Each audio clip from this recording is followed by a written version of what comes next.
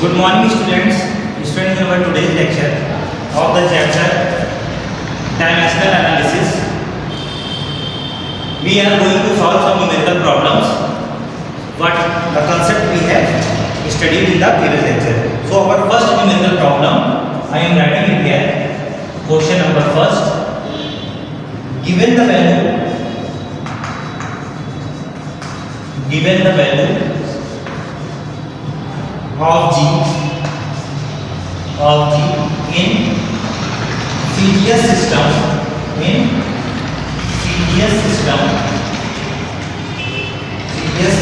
as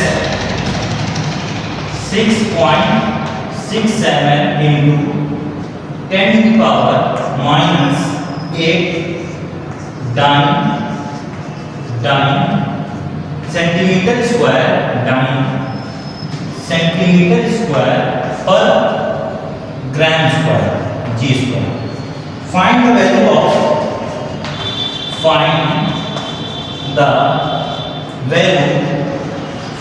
value in MKS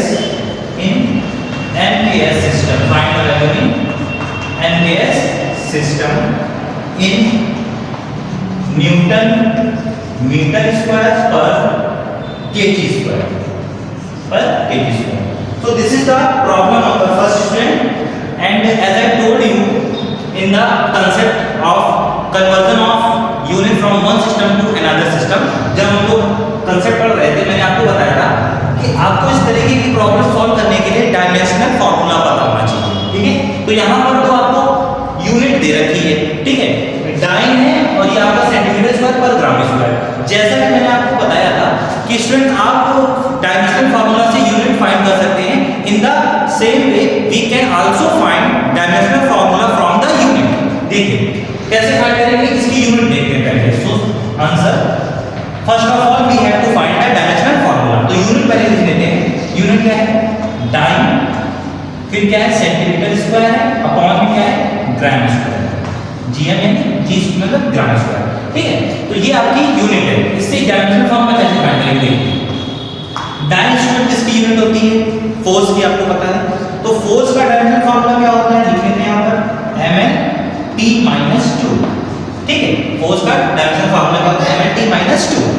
उसके बाद क्या है? सेंटीमीटर स्क्वायर, ये क्या है? लेंथ है, लेंथ की यूनिट होती है सेंटीमीटर स्क्वायर। उसको हम लोग क्या लिखेंगे? डायमेंशन में l स्क्वायर, ठीक। अपॉन में क्या है? ग्राम। ग्राम का डायमेंशनल फार्मूला क्या है? मास m। तो ये आपका क्या होता है? m square, okay. सारे टर्म्स को उन्होंने डायमेंशनली लिख दिया यहाँ पर। अब इसको सॉल्व कर लेते हैं। m से m कैंसिल हो गया। फाइनली वी हैव गॉट, इसको ऊपर ले जाएंगे, m to the power -1 l to the power 3 और t टू द पावर ये हो जाएगा आपका -2।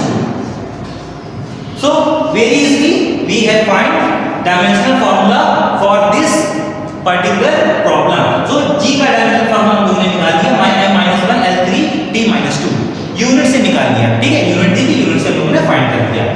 अब हम लोगों को फार्मूला का यूज करना है। आपको पता है, मैंने बताया था n1u1 = n2u2, ठीक है। n1u1 = n2u2। n1 क्या है आपका? ये आपका क्या न्यूमेरिकल नंबर होता है। 1 मतलब फर्स्ट सिस्टम में, u1 क्या है? यूनिट है फर्स्ट सिस्टम में। n2 क्या है? मैग्नीट्यूड है सेकंड सिस्टम में। u2 क्या है? यूनिट है सेकंड सिस्टम में। चलिए अब ये जो वैल्यू दे रखी है आपको, अगर आप इसको न्यूमेरिकल वैल्यू को फर्स्ट सिस्टम मानते हैं तो ये n1 हो जाएगा। ये क्या हो जाएगा? n1। आप इसको n2 भी एज्यूम कर सकते हैं, ऐसा कोई हार्ड एंड फास्ट रूल नहीं है। आप इसको फर्स्ट सिस्टम मान लिया तो n1 हो गया। ये यूनिट आपकी क्या हो जाएगी? u1। यूनिट आपकी क्या हो जाएगी? u1। चलिए देखते हैं, यहां पर देखिए u1 को पहले निकालना पड़ेगा। यहां पर देखिए u1 कैसे निकालेंगे? इस डायमेंशनल फार्मूले से हम u निकालेंगे। u1 हमारा देखिए क्या है? मास हमारा सीजीएस सिस्टम की बात हो रही है। यूनिट सीजीएस सिस्टम में है। सीजीएस सिस्टम में मास की यूनिट हमारी स्टूडेंट्स क्या होती है? ग्राम। तो ये हमारा क्या हो जाएगा? ग्राम, ठीक। पावर -1 है, यहां पे आप पावर लगा सकते हैं। तो ये m1 की वैल्यू हो जाएगी, आपको पता होना चाहिए। u1 को हम लोग इसके अकॉर्डिंग कैसे लिख सकते हैं? इसको हम लोग पहले ऐसे लिख लेते हैं, m1 की power -1 l1 to the power 3 t1 to the power -2। This is u1।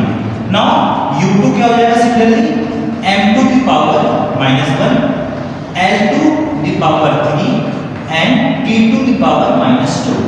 So this is U1, this is U2, this is N1 we have already known, N1 value we have to find N2. So अब M1 क्या है, M1 define कर देते हैं, बाद में करते हैं, पहले फॉर्मूला में पुट करते हैं। समय यहाँ से N2 हमारा क्या रहेगा, N2 हमारा रहेगा N1 U1 upon U2।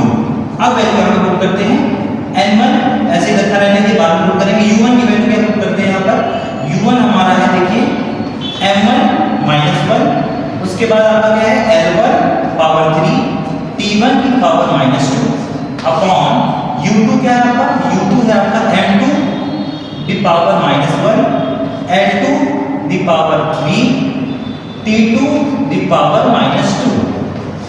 So this is N2। अब यहां पर हम लोग वैल्यू पुट करके इसको क्या करते हैं, सॉल्व करते हैं। फाइनली हमने ग्राफिक लिख दिया है। चलिए N1 की वैल्यू पुट कर दीजिए 6.67 into 10 to the power minus 8। This is N1। M1 क्या था आपका, फर्स्ट सिस्टम आपने किसको माना है, इसको माना है जो कि सीरीज है। तो सीरीज सिस्टम में मास की यूनिट क्या होती है, मास की यूनिट सीरीज सिस्टम में आपको क्या होती है, ग्राम। तो हम लोग यहाँ पे M1 की क्या लिख देंगे, ग्राम। यूनिट है जो कि U1 U2 क्या है, यूनिट है। M2 आपका किस सिस्टम में, MKS। तो MKS सिस्टम में यूनिट क्या होती है आपकी, kg। तो इसको क्या पुट करते हैं, kg।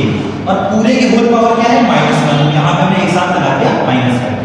L1 इसके आपका सीजीएस सिस्टम में L1 किसमें होती है, सीजीएस में सेंटीमीटर। उसके बाद MKS सिस्टम में लेंथ की यूनिट क्या है, मीटर। होल पावर क्या है, दोनों की पावर क्या है, 3 है। डायमेंशन से यहाँ पे 3 कर दूंगा, ठीक।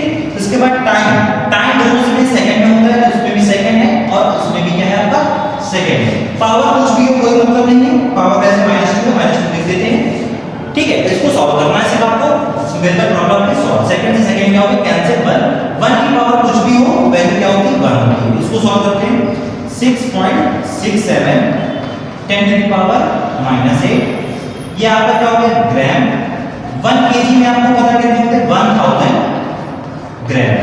1000 ग्राम। पावर आपकी -1। यहाँ पे देखिए क्या है, सेंटीमीटर। 1 मीटर में 100 सेंटीमीटर, 100 सेंटीमीटर कर दीजिए। पावर आपकी क्या है, 3 है। सेंटीमीटर से सेंटीमीटर कैंसिल हो गया, ग्राम से ग्राम कैंसिल हो गया। ये आपका आ गया 6.67 into 10 की पावर -8। ये माइनस वाले पावर ऊपर पहुंच जाएगी, अपने हो जाएगा 1000, ठीक है।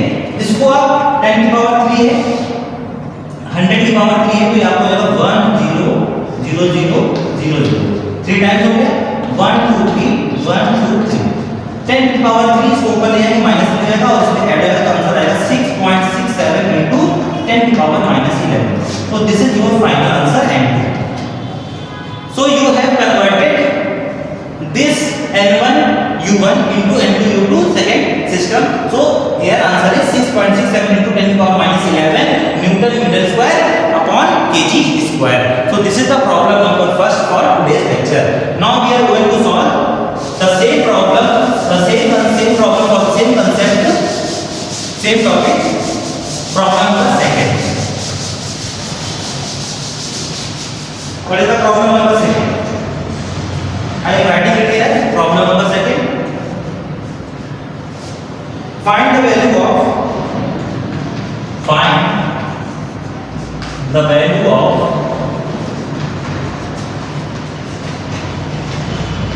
joule. Find the value of 20 joule on a system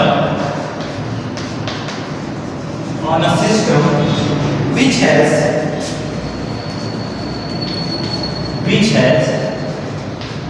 10 centimeter, 1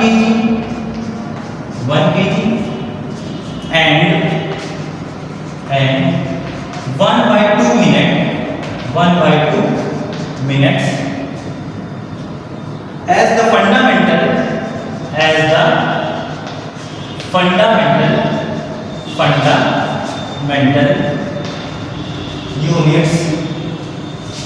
units of length,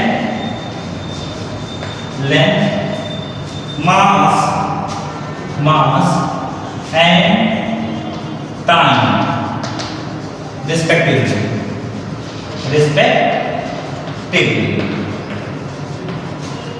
So this is the problem number second, students, and we have to solve this problem by the concept of dimension, conversion of unit from one system to another system. So here you are seeing that we have to convert this 20 joule in the second system, and the second system the 10 centimeter, 1 kg and 1/2 minutes are taken as fundamental units. So we have 20 joule. Okay, you have to find the dimensional formula first. So joule is the unit of work. So for work, dimensional formula for work is mL2 T minus 2. We know that the dimensional formula for work is mL2 T minus 2. Now this is, I am getting it as first system, so N1, this is U1. N1 U1, so N1 value is what? 20. Now we are going to note U1. U1 is what? M1 L1 to the power 2, T1 to the power minus 2. This is U1. Now U2 is what? U2 is M2 L to the power 2, T to the power minus 2. This is U2. This is N1, this is U1, this is U2. Okay. Now N1 U1 U2. Finally N1 U1 equal to N2 U2. Okay. We have to find N2. So N2 equal to N1 U1 upon U2. Put the value of N1. N1 value is 20. U1 is M1 and U2 upon U2 क्या है? M2. M1 by M2 power 1 है. Now L1 upon L2 और whole power दोनों की क्या है? 2 है. So I write it 2. Now T1 upon T2 whole to the power minus 2.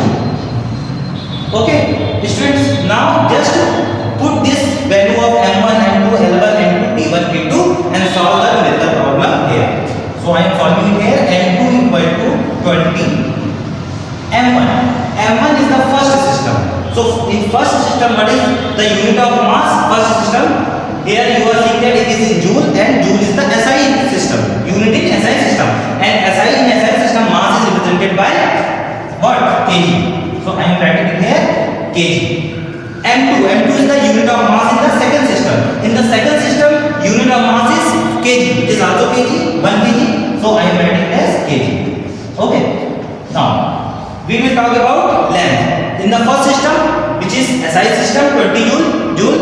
So in here length is represented by meter. So I am writing it as m, small m. And in the second system, L2 means length unit in second system. So second system length is represented by 10 centimeter. 10 centimeter. So you have to write 10 centimeter because it is given in the numerical problem, and whatever is given in the numerical problem, you have to just put it here. And the power is what? Power is 2. And then the time in the first system, SI system, it is in second. And in the second system, T2 means time in second system, it is represented by 1/2 minutes. Half minutes, so I am writing it 1/2 minutes. And the whole power is minus 2. Just solve this and find the answer. So we are going to solve this.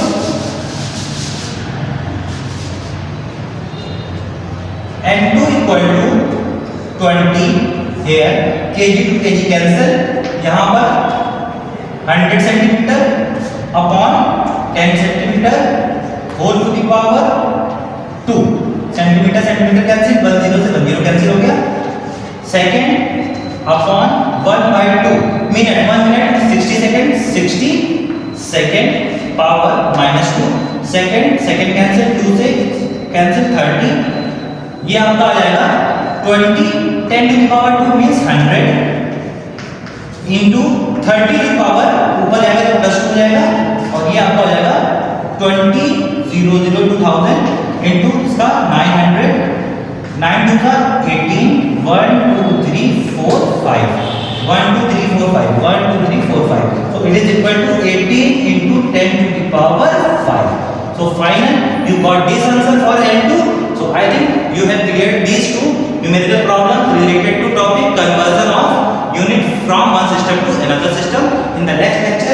we will solve some numerical problems so that this chapter clear to you. So thank you students, we will meet in the next section.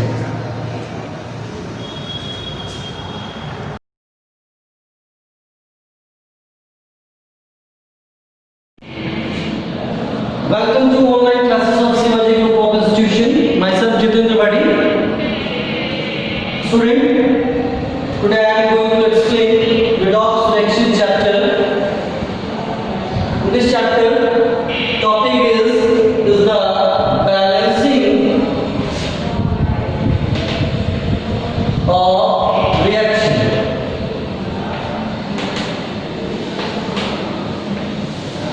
There are two methods are used to balance a chemical reaction in redox reaction.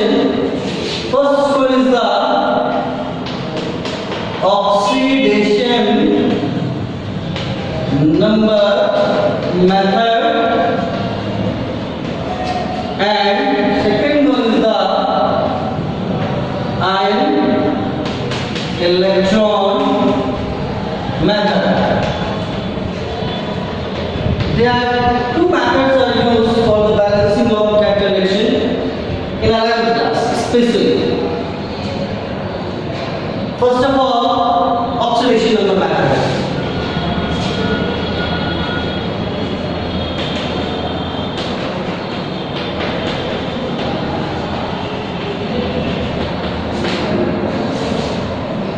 This method has the following steps for completion or balancing of reaction. So, the steps involved in this method used during the example. Just take an example first of all, that is CuO plus NH3 to give Cu plus N2 plus H2O. This is a redox reaction. How would you say that this is a redox reaction? First of all, you have to check this is redox or not. How do you check? This is known as skeleton reaction. First of all, in skeleton reaction, find out the oxidation number of each and every element in given reaction. In CuO, copper is +2 and oxygen is -2. In NH3, nitrogen is -3 and hydrogen is +1. Copper exists in free state, that is 0. Here, nitrogen also exists in free state, that is 0. In water, hydrogen is again +1 and oxygen is -2. Here, we find out the oxidation number of each and every element in the skeleton reaction. On the basis of oxidation number, you have to check redox or not.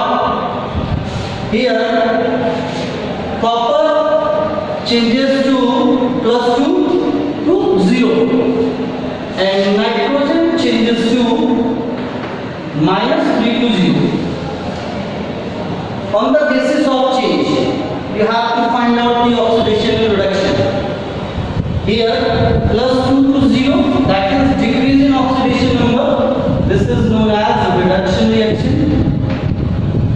And -3 to 0, that is increase in oxidation number. So this one is a oxidation reaction. Here, what I do in skeleton reaction, first of all calculate the oxidation number of all the elements, then find out oxidation and reduction on the basis of change. So this one is a redox reaction. Okay. Now make two half reaction. First step is that. Repeat again. Calculate the oxidation number of each and every element in given skeleton reaction. Now second step, make two half reaction on the basis of One is Cu gives Cu4 gives Cu and NH3 gives N2. Okay. Now print the oxidation number. Only change in oxidation number. That is plus 2 to 0 and minus 3 to 0. Don't write the oxidation number of other element which do not show variation in oxidation number. Okay? Now, make two half reaction. This one is known as first half reaction and this is known as second half reaction. So here in second step, make two half reaction on the basis of change. Here we make two different half reaction. First is known as reduction and second is oxidation. There is no meaning which one is right first, oxidation or reduction. Depend upon you. You make first half oxidation, then reduction, or first reduction, then oxidation. Okay? Now, in this step, balance the element which shows variation in both sides. Here copper is 1 and here also copper is 1. Okay? So copper is balanced. Don't go further. There is no need to balance the oxygen. Now, in second half reaction, nitrogen, here in ammonia nitrogen is 1, in nitrogen gas is 2. So first of all, balance nitrogen atom. Here we multiply 2 so that nitrogen is balanced. After balancing the element, calculate O and C, that is oxidation number change. Okay? How will you calculate the oxidation number change? Plus 2 to 0. Plus 2 to 0. How much change in this one? That is 2. This change or difference, this will also known as oxidation number difference, always taken as positive. Don't be write negative. Okay? Minus 3 to 0. This one is change. How much? 3. This change for one atom, but we write 2 atoms in this reaction. So multiply number of atoms change. So change is 3 and multiplied by 2. This is 6. Okay? This is oxidation number change. This oxidation number change, if these are divisible to each other in whole number, then you divide it. That is 1 is 3. Okay? Now,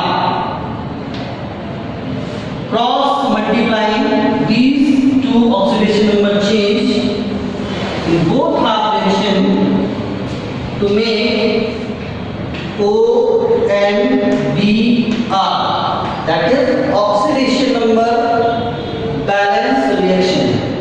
Oxidation number balance reaction.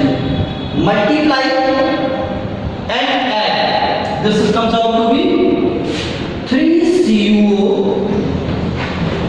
plus 2NH3 to give 3Cu plus N2. Okay? This one is a oxidation number balance reaction. Now make ABR. ABR is what? Atom balance reaction. In this step, element other than hydrogen and oxygen balance first. Hydrogen and oxygen balance first. So other element is a copper, that is 3. Here also 3. Nitrogen is 2. Nitrogen is 2. Balance. When other elements are balanced, then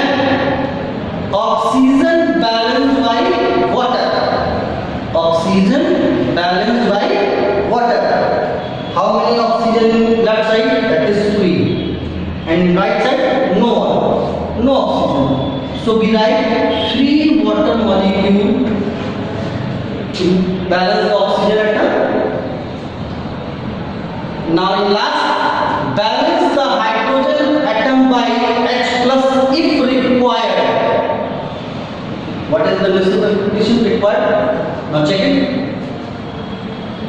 2 3 gases hydrogen. Here 3 2 gases hydrogen. So hydrogen is balanced. If hydrogen not balanced, then you have to take H plus. But here is balanced. So add both reaction OLBr and ABr. This comes out to be 3CuO plus 2NH3 to get 3Cu plus N2 plus 3H2. This is your balanced reaction by the oxidation number method. Student, here I am going to explain more and more example so that these steps are always feed in your mind. Reason behind that, if you write down these steps multiple times, there is no need to write down these steps. You have to make sure that these steps always set up in your mind. So this is all about your oxidation method. Next class we are going to explain more and more examples. Okay? Goodbye.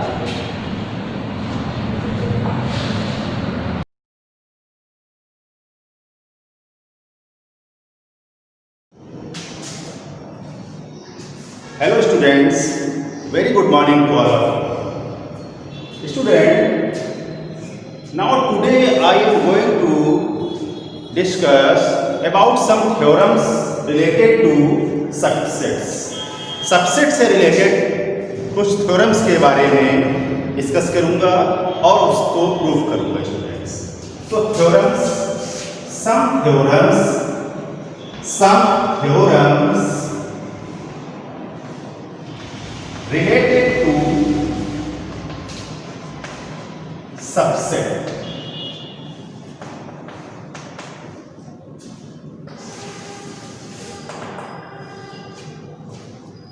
Theorem number 1.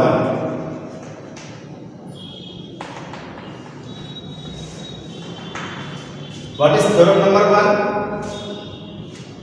This says that empty set or null set is a subset of each set or every set. Each set or every set. Now students, I am going to prove of this theorem. So proof. Let capital A be any set and phi is empty set. We also know students that phi is called the empty set. So let A be any set and phi is empty set. Now we have to prove, we should prove that phi is a subset of A. Phi is a subset of A. Students, we know that phi has no elements. Students, phi जो होता है, null set जो होता है, कोई भी elements अपने अंदर नहीं रखता है. There are no elements in the null set. So we can say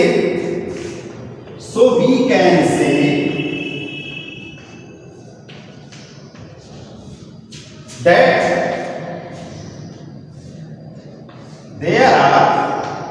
no element in phi. There are no element in phi which is not in A. Means phi में नल सेट में ऐसा कोई element नहीं होगा जो A में भी नहीं होगा. This implies, this can say phi has, this implies phi has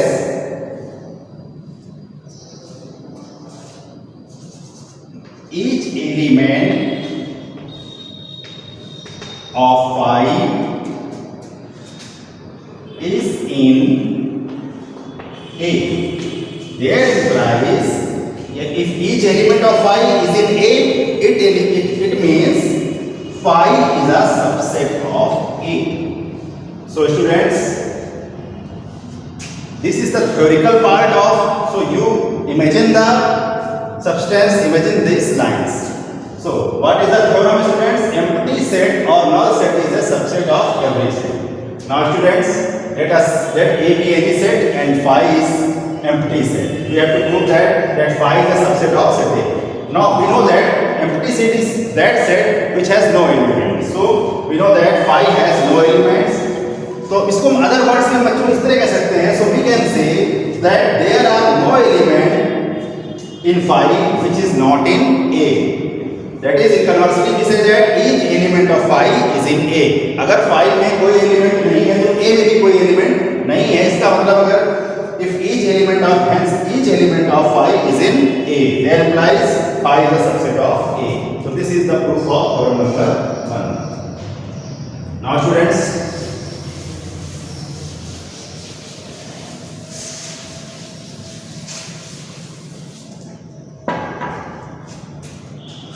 theorem 2.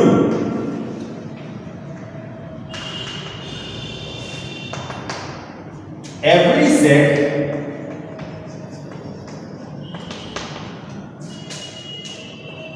is the subset itself.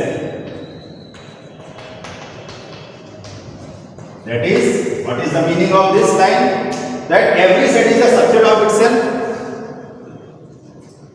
हर सेट खुद का सबसेट होता है. It means every set is the subset itself.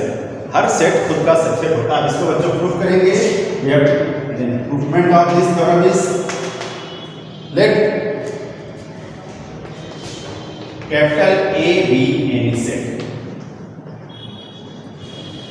and we have to prove that A is subset of itself, that A is subset of A, let A be any set. Now let X belongs to A. X is an element. Belongs means X is an element of set A. X A में है. X इसका एक element है, member है. Then we can write this form that X belongs to A. That implies X belongs to A. अगर X A में है तो A में रहेगा students. Then we can write X belongs to A. There implies A subset A. Because by the definition of subset,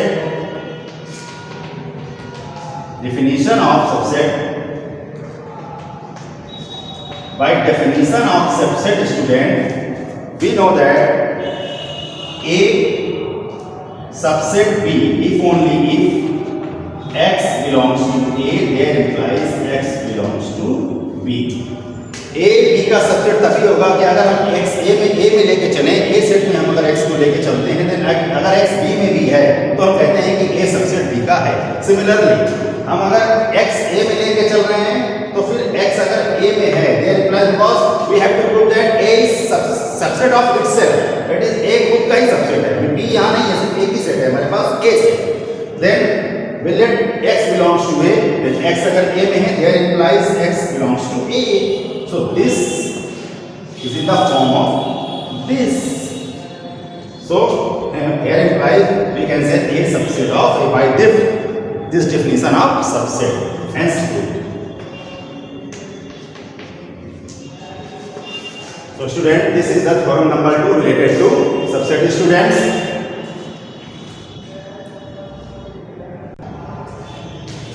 now students, move on to theorem number third related to subsets. What is theorem number third? Theorem third. If capital A and capital B are two sets, then A equal B, set A equals set B if and only if A subset B and B subset A. So students, what is the meaning? The meaning is that if A and B are two sets, given sets, then A और B equal होंगे, A equals B होंगे, implies this symbol shows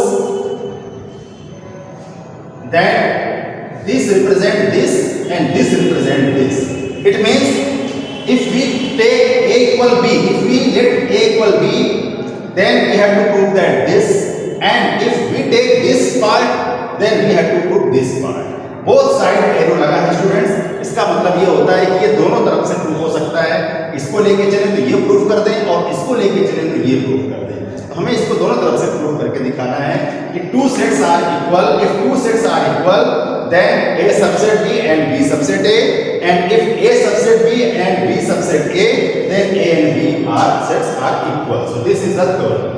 Now students, how we can prove this? So proof series proof number 3. Let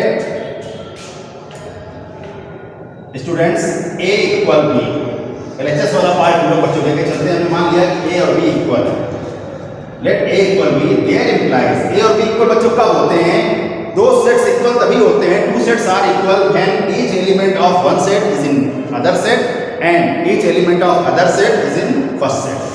So we have to first let that A equal B, A और B equal हैं, हम लोग लेके चलना है equal है। Then we write this, then each element of A is in B and each element of B is in A. Now in symbol form में इसको कैसे लिख सकते हैं? इस लाइन को अगर सिंबल फॉर्म में लिखें, each element of A is in B, it means A subset B. Because subset की डेफिनेशन तो यही होती है, अगर कोई किसी का सबसेट है स्टूडेंट्स किसी सेट का, तो उसके सारे एलिमेंट दूसरे में कंटेन कर जाते हैं। सो यहाँ each element of A is in B, then A subset B students. Similarly and each element of B is in A implies B subset A. So here we take A equal to B and we have to prove that A subset B and B subset A. हम लोग A और B को equal लेके चल रहे थे और मैंने दिखा दिया कि A B का सबसेट है और B भी A का सबसेट है। तो ये वाला पार्ट बच्चों एक साइड से प्रूफ हो गया। नाउ कन्वर्सली कन्वर्स पार्ट देखेंगे। अगर कन्वर्सली हम क्या लेके चलेंगे? इधर वाले पार्ट को लेके चलेंगे।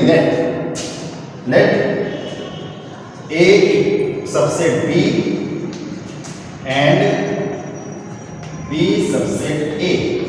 अब A subset B है students, it means each element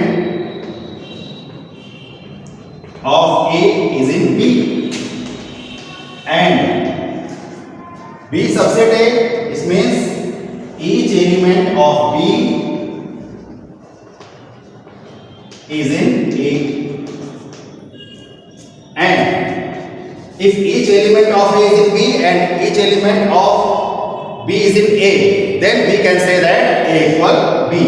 Because अगर एक के सारे एलिमेंट दूसरे में है और दूसरे के भी सारे एलिमेंट पहले में है, इसका मतलब दोनों सेट इक्वल है। Then A equal B. So A subset B and B subset A, then implies A equal to B. So student, this is equation first and this is equation second. So हमने इधर को लेके चले और ये ले आए और इधर को लेके चले ये ले आए, तो हम लोग अब दोनों तरफ इसका एरो लगा सकते हैं। So at last we can say A equal to B. If A equal to B implies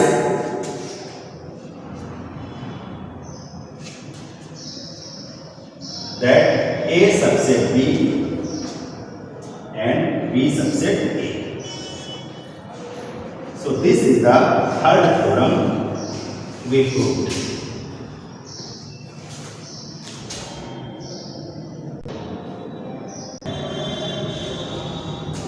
Now students, theorem number 4.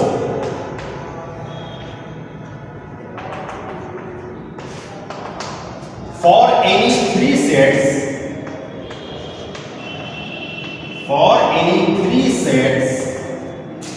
A, B and D, if A subset B and B subset D, then A subset D. So students, if there are three sets A, B and D, and given A subset B and B subset D, then we have to prove that A subset D. Now students, how we can prove? Here given A subset B and B subset D, and to prove, students, proof क्या करना है? A subset D. So how we can prove, students? Proof part. Let X belongs to set. Student, हमने मान लिया कि एक element set ए में है हम लोगों ने. If there implies X belongs to B, how? Why? Why X? If X belongs to A, then X belongs to B. Why? Because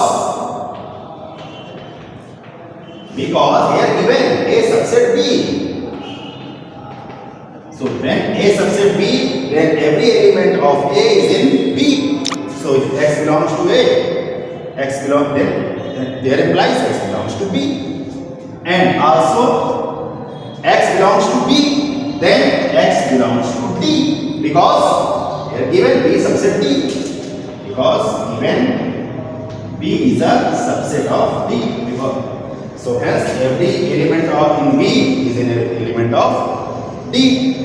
So here you can say, students, अगर हम लोगों ने x a में लेके चले तो जब x a में ले लिया तो x b में भी होगा, क्योंकि a b का सबसेट है. तो अगर x a में है तो x b में भी है, और जो एलिमेंट b में होगा वो एलिमेंट d में भी होगा. स्टूडेंट्स, क्यों? क्योंकि b सबसेट d का है, तो x d में भी होगा. हम लोग लेके चल रहे थे x इसमें a में, और इसमें गया x b में. सो we let x in a and we found that x also belongs to d. So this implies A set is a subset of D, because X we let in A and we find that X also belongs to D. It means this set A is a subset of D. So we have proved.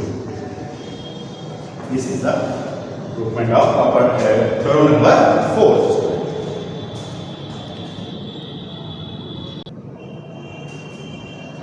So students, these are some theorems related to subset.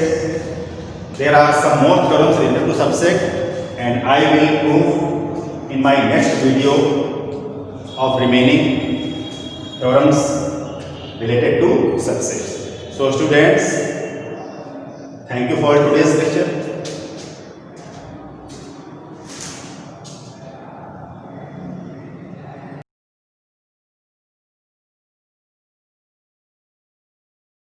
Hello student, have a wonderful morning to one you all. I really welcome you on a video lecture class.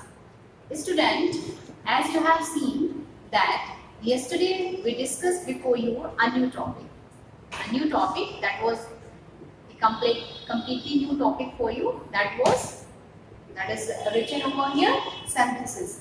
That was synthesis, and I told you the meaning of this, translation. What is the meaning of it? Translation.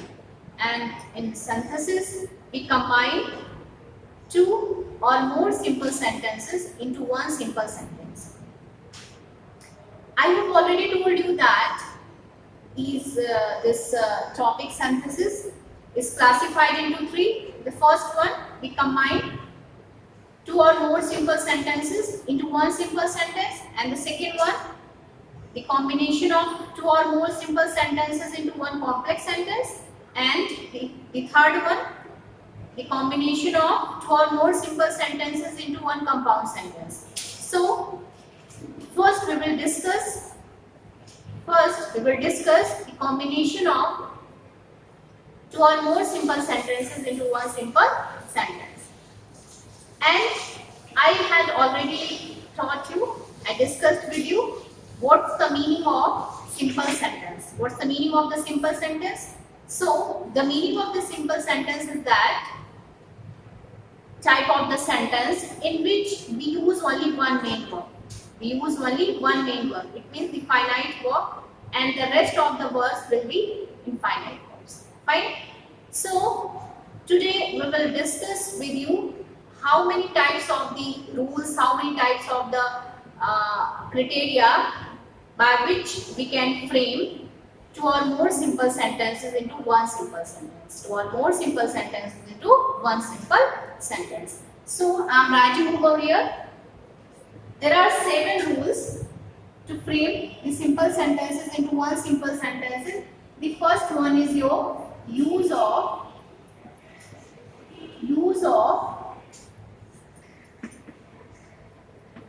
participle.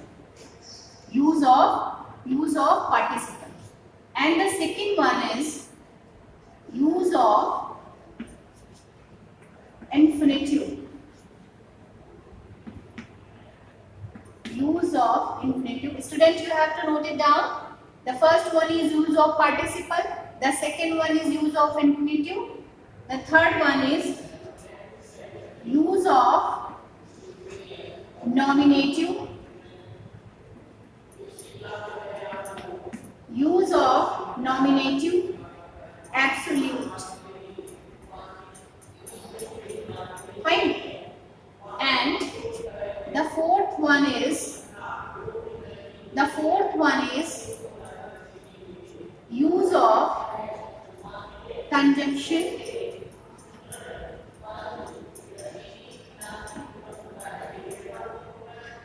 The fifth one is use of adjectives.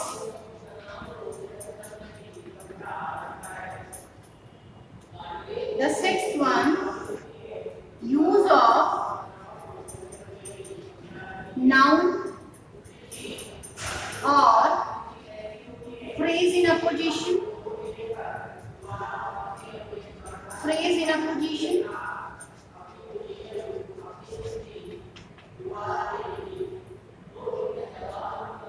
The seventh one, use of adverb or adverbial phrase. And the last one, use of preposition before noun or gerund.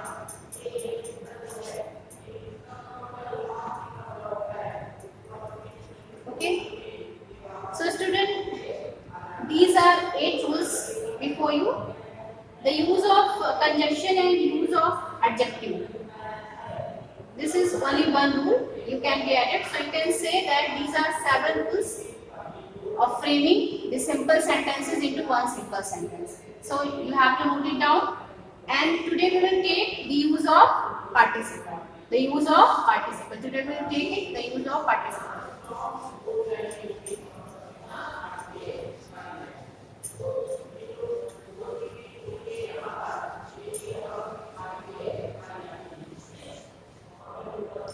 So student, we must know what is participle. Participle is the ing form of the main verb. It's the ing form of the main verb, and it is classified into 3. It's classified into 3: the present participle, past participle, and past perfect participle. Present participle, past participle, and past perfect participle. The basic rule of using participle is that whenever we have to use the participle, whenever we have to use the participle, there must be same subject in both the sentence. Subject will be same in both the sentence. दोनों sentence में subject same होना चाहिए. The work must be in a continuation form. जो हमारा काम है वो लगातार होना चाहिए. And what we do in both the sentence, the work that is completed first, the work that is completed first, we change the sentence into present participle. जो काम पहले खत्म होता है उसको हम लोग किस में चेंज कर देते हैं? प्रेजेंट पार्टिसिपल में. So the first one change into infinite verbs and the second verb will be remain as it is. जो सेकंड वर्ब होती है वो हमारी फाइनाइट यानी मेन वर्ब ही रहती है. So student, we have to see there are two types of the verb. Two types of the verb. Suppose that I am writing here a sentence.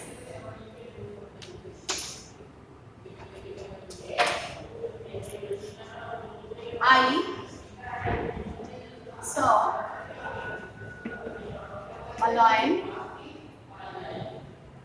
I ran away. Two sentences are written here. You can see at the board. So the first thing is that, as I am telling you, subject will be same. So I is here and I is also here. The subject is same and two verbs are there.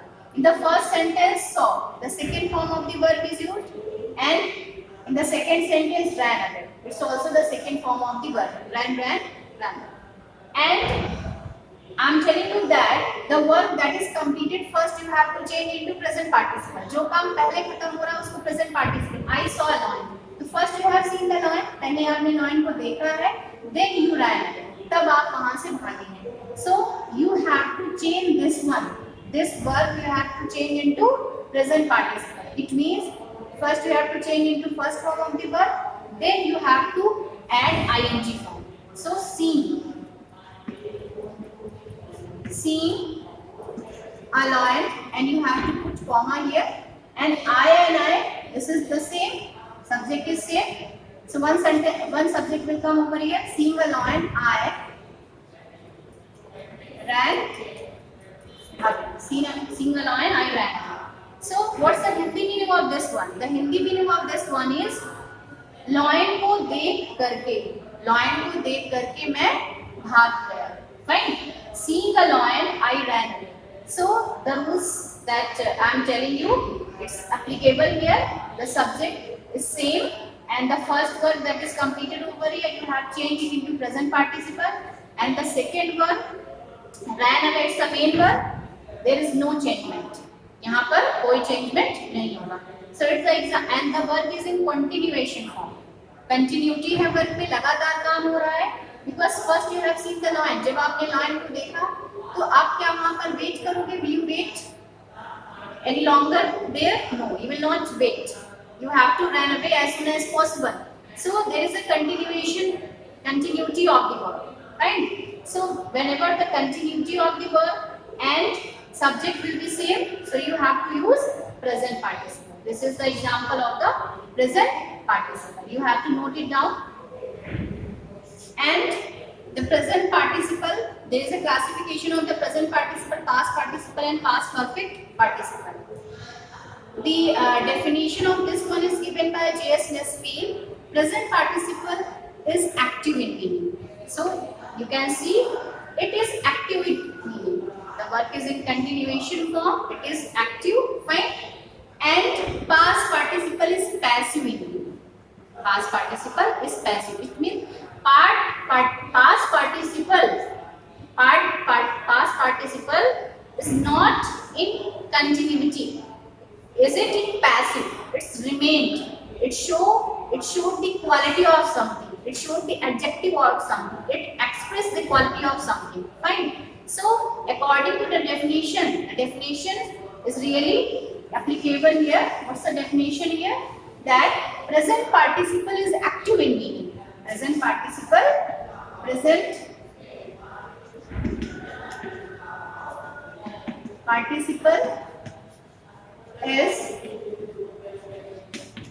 active in meaning. It is active in meaning. Fine. So it's It's clear to you its active in meaning. Past participle is passive in meaning. Past participle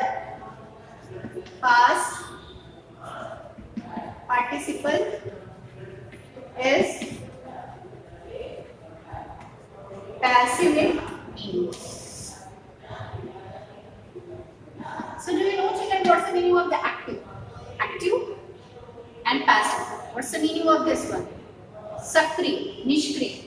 तो ये active रहता है present participle और ये passive रहता है. Fine past participle. And what is the past participle? Past participle is the third form of the main verb. The past participle we use third form of the main verb. First we will discuss the definition that's given by JSP. And perfect participle points out. Perfect participle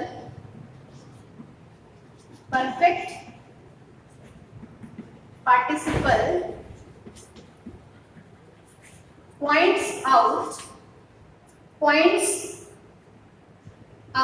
that a particular verb points out that a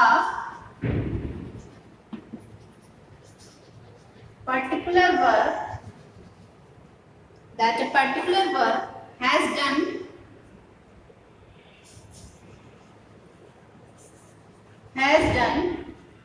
particular verb was done when something had happened before.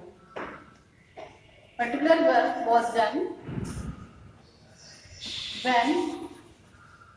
when something had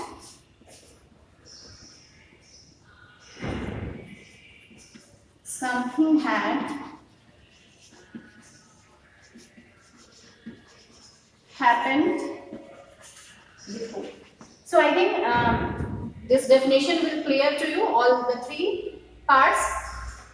Present participle is active in meaning. We use same subject in both the sentence. The word is in continuation form and the meaning, Hindi meaning is it karke. Karke ya hue, the Hindi meaning comes out from the sentence. The perfect participle, that is shows the adjective and quality, and the past participle shows the quality, and the perfect participle points out that the first work is completely completed and the second one is started. So student, this is something I told you about the participle. We will discuss some examples of this exercise so that you will be able to do the given exercise on your book. So that is enough for you. You have to make a revision of all this work, and we will continue this new topic in your next class. Thank you and have a nice day to one and all.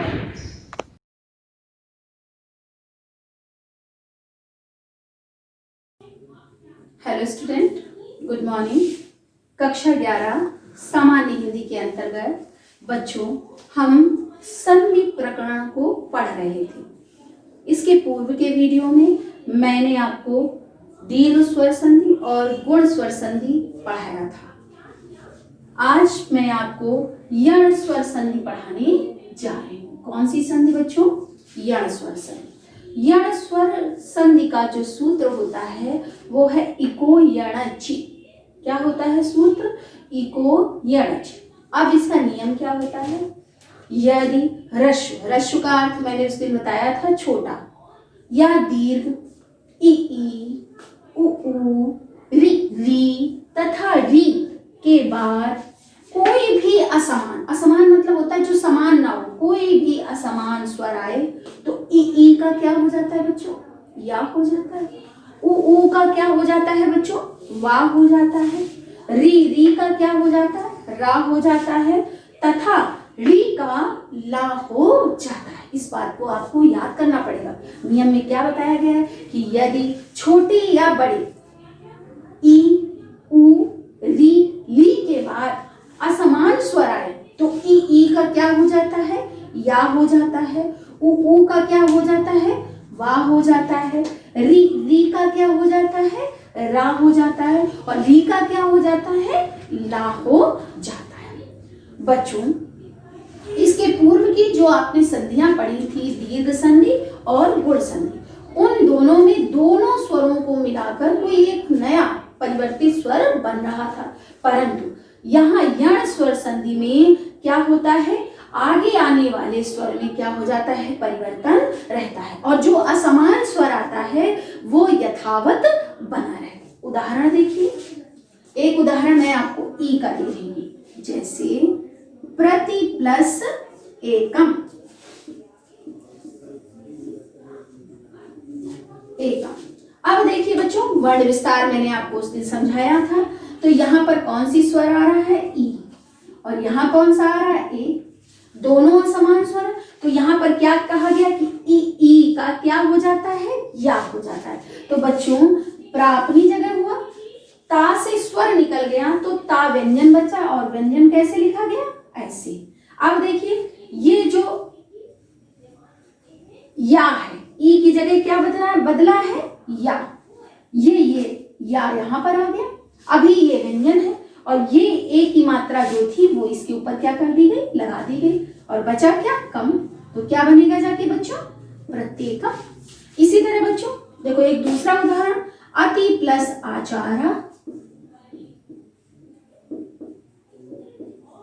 यहां भी बच्चों आप ध्यान दीजिए, देखिए यहां पर कौन सा स्वर आया है, ई, और यहां कौन सा आ रहा है, आ। दोनों समान स्वर नहीं है, असमान स्वर है, तो किसमें परिवर्तन होगा, ई में, और ई का क्या बनेगा जाके बच्चों, या। अब देखो जब इसको करेंगे तो आ अपनी जगह है, ता से छोटी ई हटी तो ता क्या रह गया, व्यंजन। अब इसके बाद या अपनी जगह आ गया, या भी अभी क्या है, व्यंजन है। अब ये जो आ है वो या से क्या हो गया, मिल गया, बचा क्या, चारा। तो क्या बनेगा जाके, अत्याचारा। इसी तरह बच्चों अब मैं ऊ का उदाहरण आपको बता रही हूं, देखिए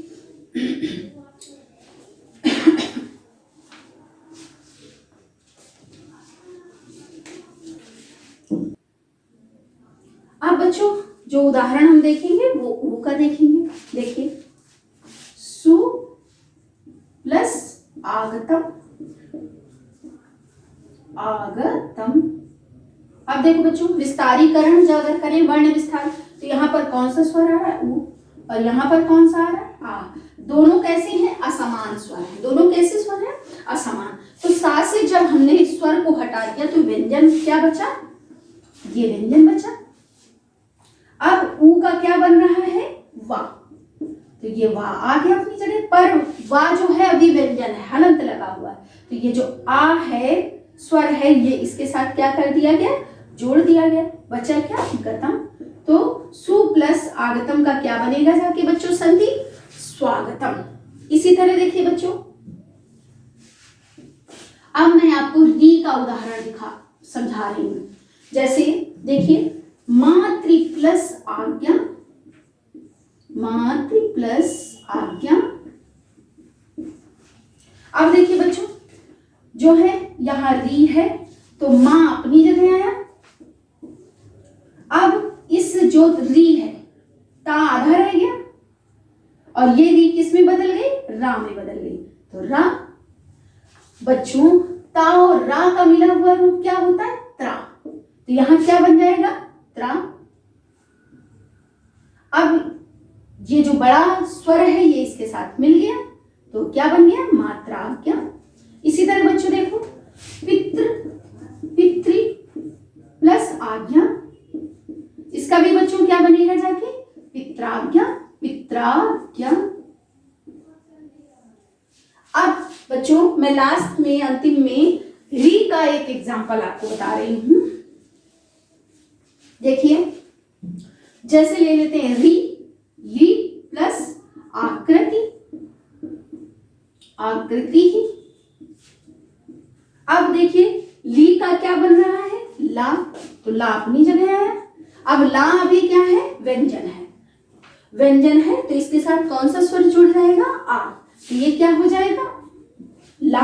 बचा क्या, कृति, तो क्या बनेगा जाके, लाकृति ही। बच्चों ये बात आपको समझ में आई। आप ये भी समझते हैं या जानते हैं कि जो व्यंजन होते हैं वो बिना स्वरों की सहायता के उच्चरित नहीं होते। बच्चों अब हम पाठ्यक्रम में निर्धारित जो अगली स्वर संधि है वो है अयादि स्वर संधि के बारे में पढ़ेंगे। बच्चों अयादि स्वर संधि का सूत्र होता है इचो अय वायावह। नियम क्या है? यदि ए ओ ऐ औ के बाद कोई भी स्वर आए तो ए का क्या हो जाता है? अय हो जाता है। ओ का क्या हो जाता है? अव हो जाता है। ऐ का क्या हो जाता है? आय हो जाता है तथा अव का आव हो जाता है। बच्चों नियम में इस चीज का आप ध्यान रखेंगे कि यदि ए ओ ऐ औ के बाद कोई भी स्वर आए तो ए का क्या हो जाएगा? अय हो जाएगा। ए का क्या हो जाएगा? अय हो जाएगा। हो का क्या हो जाएगा? अव हो जाएगा। आय का क्या हो जाएगा बच्चों? आय हो जाएगा तथा अव का क्या हो जाएगा? आव हो जाएगा। बच्चों अब उदाहरण देखिए आप। अब हम उदाहरण के द्वारा इस बात को बहुत अच्छी तरीके से समझ लेते हैं। देखिए ने प्लस अनम, ने प्लस अनम। अब देखो बच्चों अगर इससे यहाँ पर जो स्वर आ रहा है वो कौन सा है? ए, और यहाँ क्या आ रहा है? आ। नियम क्या कह रहा है कि ए का क्या हो जाता है बच्चों? आया हो जाता है। क्या हो जाता है? आया। तो ना से जब स्वर हटेगा तो ना इस तरह हो गया, व्यंजन है अभी। अब ये जो आ स्वर है वो ना के साथ जुड़ गया, या अपनी जगह आ गया। अभी या भी क्या है? स्वर है। तो ये जो आ स्वर है वो या के साथ जुड़ गया और बचा क्या? नयनम। इसी तरह देखो बच्चों भो प्लस अनम, भो प्लस अनम।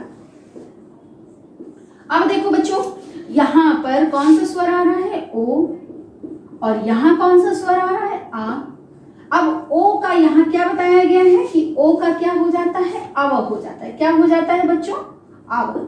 अब देखिए यहाँ पर भा जो है व्यंजन है, निकल गया। तो अब ये जो आ है वो भा के साथ जुड़ा, वा आ गया, और वा अभी व्यंजन है। वा के साथ ये आ स्वर जुड़ा तो पूरा हो गया, वो बचा क्या? नम। तो क्या बनेगा जाके? भवनम। भो प्लस अनम का क्या बनेगा बच्चों? भवनम। इसी तरह देखिए